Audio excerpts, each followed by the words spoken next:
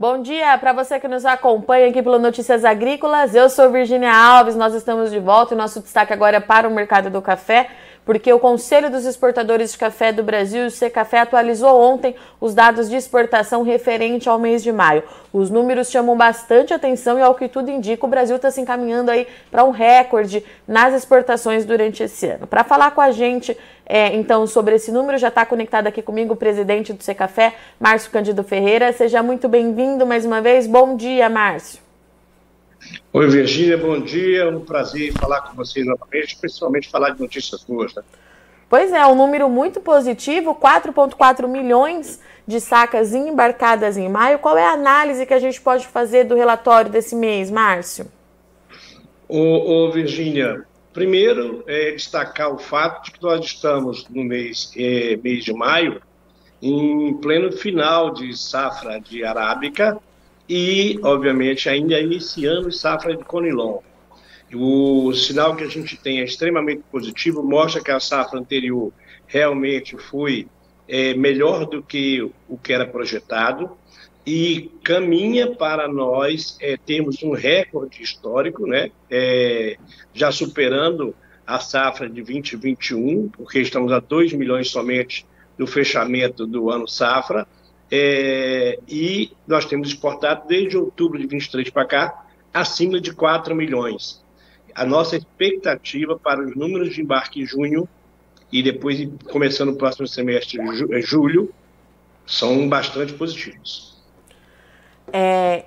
Márcio, eu andei conversando com alguns operadores no mercado, enfim, com o pessoal, e de fato esse número, apesar dele chamar muita atenção, todo mundo está muito satisfeito com ele, porque mostra que a demanda ela continua existindo e ela está forte, né, Márcio? Exato, a gente tem essa demanda fortíssima do canéfora, né, do conilon, do robusta, fruto desses problemas de Indonésia e Vietnã.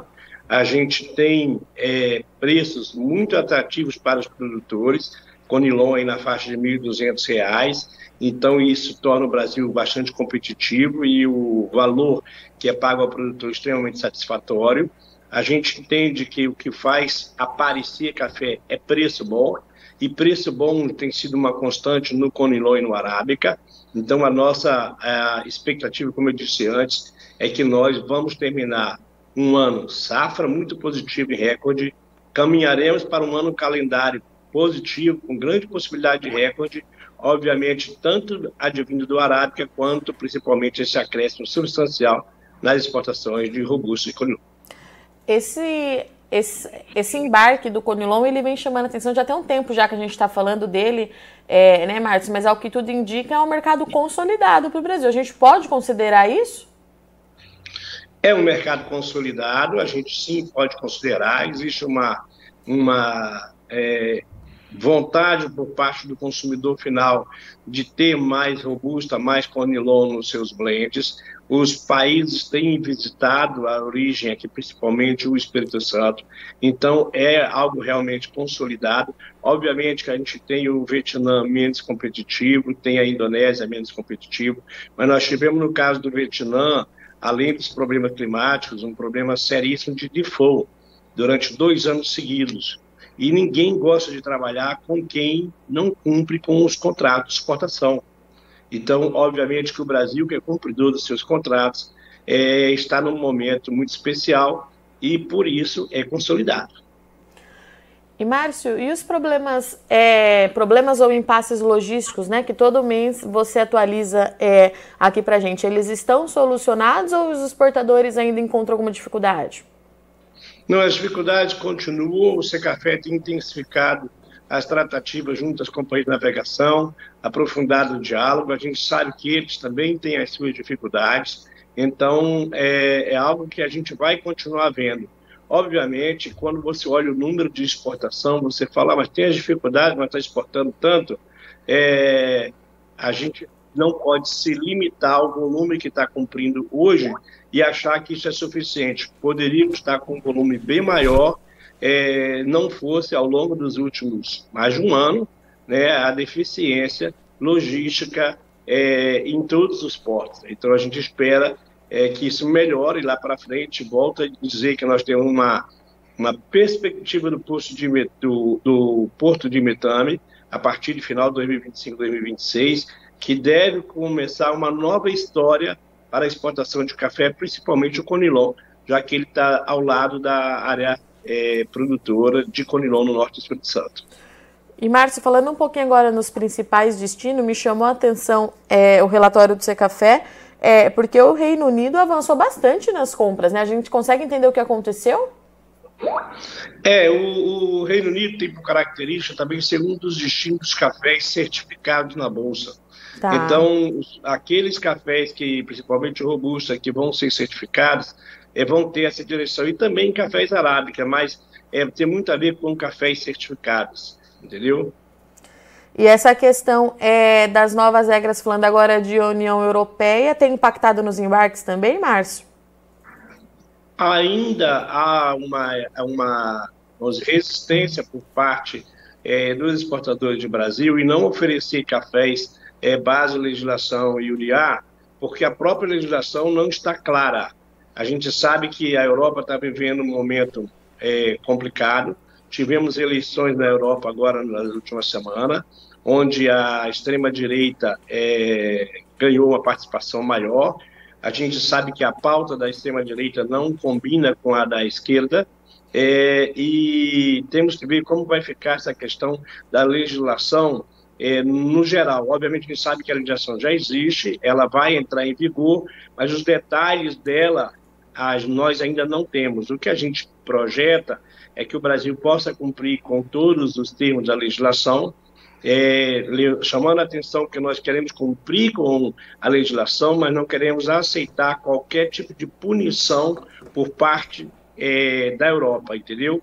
Porque a punição, por lei, cabe a quem está lá fora, a quem não dialogou ou não conseguiu dialogar, e não a origem. A origem vai tentar fazer o melhor possível para cumprir, mas não aceitaremos qualquer tipo de punição à empresa brasileira por algum, não é nem falha do produtor ou um real desmatamento, mas por um erro de leitura. Existe muita dificuldade ainda, Virgínia, com relação a satélite, a tipo de satélite, a leitura, a geolocalização, principalmente a questão de sobreposição e de mostrar. Nós já identificamos vários casos que mostram desmatamento onde há 20 anos não há desmatamento. Então, isso é um diálogo permanente que a gente tem tido e, por isso, obviamente, temos que ser bastante rígidos e não aceitar nenhum nível de punição. A gente, inclusive, imagina que, uma vez entrando em vigor e cumprindo o Brasil com seu papel, é dito que em 2 anos será revisado. Esperamos que em 2 anos o café saia dessa legislação, porque ele não merece estar ali, já que ele é extremamente sustentável e ele não é causador de desmatamento há muitas décadas. Márcio, obrigada mais uma vez pela disponibilidade de vir aqui falar sobre os números de exportação do Brasil. Você sabe que vocês são grandes parceiros aqui do Notícias Agrícolas e até mês que vem. Tá ok, Virgínia, só queria acrescentar, claro, se possível, a gente ouve muito, e você obviamente está no meio dos principais meios de comunicação, a gente ouve muito falar sobre quebra de safra. Sim. Tanto de arábica quanto de Conilon.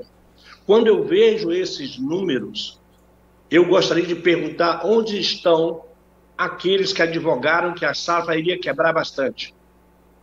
Eu estou falando isso para você e deixando claro como presidente do Secafé, como alguém que trabalha, que vai pessoalmente ao interior ver as lavouras. Nós sabemos que existe algum problema no caso do Conilon, dos grãos estarem mais miúdos, mas nós temos que tomar muito cuidado com a narrativa que diz que vai quebrar muito, porque é difícil nós falarmos que uma safra vai quebrar muito e estarmos registrando todos os meses, desde outubro do ano passado, e vamos continuar com recorde de exportação. Então temos que ser realistas. O Brasil está produzindo aquilo que a demanda pede. Eu tenho falado isso muito.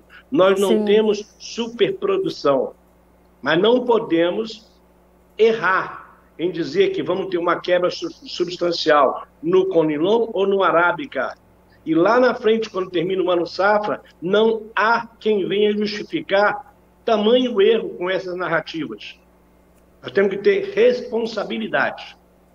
Isso é muito importante, tem que passar para o cliente lá fora, para o país consumidor, a realidade. Sim. E não uma narrativa que ao longo do tempo não vai se sustentar. E, Márcio, esses embarques de 4,4 milhões de sacas, nós já temos safra nova? Esses embarques de maio já tem safra nova. Safra nova começou a ser colhido, no caso do Conilon, no mês de abril, Sim. no final de abril. E inclusive foi quando os cafés vieram realmente com mais defeitos, mais miúdos, como acontece também no Arábica.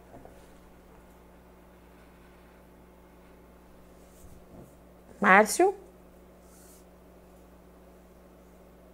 Acho que nós perdemos a conexão com o Márcio Cândido Ferreira, presidente do Secafé, que estava justamente falando dessa relação de quebra de safra, né? A safra do Brasil antecipou, de fato, em algumas áreas. O Conilon, ele começa a colher antes mesmo, no mês de abril. Então, nesses 4,4 milhões de sacas que foram embarcadas no mês de maio, já tem sim café da safra nova. Era justamente isso que o Márcio estava nos explicando. Infelizmente nós perdemos a conexão com ele, mas o recado foi dado, né? O Márcio, presidente do Secafé, trouxe para a gente que o Brasil não vai ter uma superprodução excedente de café, mas o suficiente para atender essa demanda que continua demandando e muito do Brasil. Acho que o Márcio voltou. Márcio? Oi, Virgínia, estou aqui, estou te ouvindo, hein? O senhor me ouve? Vamos lá, Sim. Então. Vou pedir para o senhor concluir que o senhor estava me explicando que a gente já tem, sim, café da safra nova sendo embarcado. É isso, né? Exatamente. No mês de maio saiu um volume significativo de café de safra nova. E no mês de junho também. Julho, obviamente, a gente vai ter um volume maior, junho e julho. A safra, é importante você ter colocado isso também, ela está... Atualmente a gente calcula que em torno de 40% a 45% da safra de Conilon foi colhida. Ou seja, ainda há quem advogue, principais cooperativas, que esse número é de 45% a 50% aqui no Espírito Santo. Ou seja, nós temos muito café para colher, queremos muito café para atender a exportação e atender o mercado interno. Sem querer dizer com isso que teremos uma superprodução, mas o suficiente para atender a demanda. Volto a dizer, essa narrativa de quebra substancial não se sustenta. E nós não podemos vender um peixe que não existe simplesmente para dizer que nós temos problemas seríssimos de produção, quando os números de exportação e mercado interno e solúvel mostram o contrário. Perfeito, recado dado, Márcio. Obrigada mais uma vez e a gente continua se falando. Qualquer novidade o senhor menciona que a gente volta aqui no ao vivo para deixar tudo às claras e mostrar para o mercado o que de fato está acontecendo. Obrigada, viu? E Virgínia, um abraço. Portanto, então, recado dado do presidente do Secafé, Márcio Cândido Ferreira, que trouxe para a gente aqui os números atuais. 4,4 milhões de sacas embarcadas no mês de maio. É um número que chama bastante atenção e o Brasil está se encaminhando aí para um recorde nas exportações, o que fez com que o Márcio explicasse para a gente que essa narrativa de que uma safra quebrada aqui do Brasil para o ciclo atual talvez não se concretize, né? Já que a gente está vendo desde o começo do ano o Brasil embarcando bastante café. Vamos continuar monitorando e acompanhando, ouvindo as principais lideranças para entender a dinâmica desse mercado, que vai continuar apresentando bastante volatilidade, como eu tenho falado diariamente aqui com vocês, mas também de muita oportunidade, né? Todo mundo fala, existe certa unanimidade, assim, um certo consenso no mercado do café que o momento ele é de colocar a casa em ordem, né? Café acima de $2 vale a pena, o produtor precisa sim participar e fechar negócio, porque o momento ele é adequado, ele é propício e traz bastante oportunidade e o mercado internacional está demandando muito do café do Brasil, sem, é claro, esquecer da demanda nacional que a gente tem, porque o Brasil também faz o dever de casa quando a gente fala em consumo. É um mercado que vai continuar apresentando bastante volatilidade, mas a gente vai continuar trazendo aqui os pontos altos para que você acerte na melhor tomada de decisão, tá certo? Eu sou Virgínia Alves, agradeço muito sua audiência e companhia e daqui a pouco a gente está de volta.